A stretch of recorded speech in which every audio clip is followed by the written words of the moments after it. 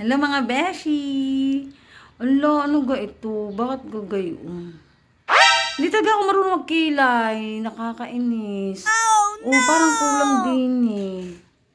Ano ba yan? Oh, tapos, ang kunot pa ng kunot ano. Ako nakakaasar talaga eh.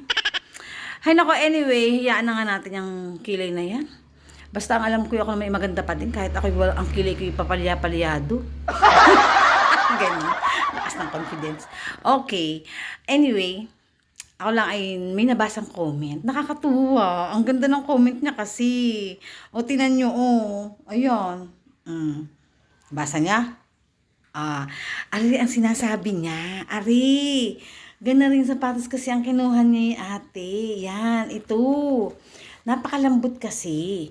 At saka talagang napakatibay. O, tingnan nyo naman ang kanyang quality. O, tingnan nyo naman ang kanyang outsole. O, saan ka pa?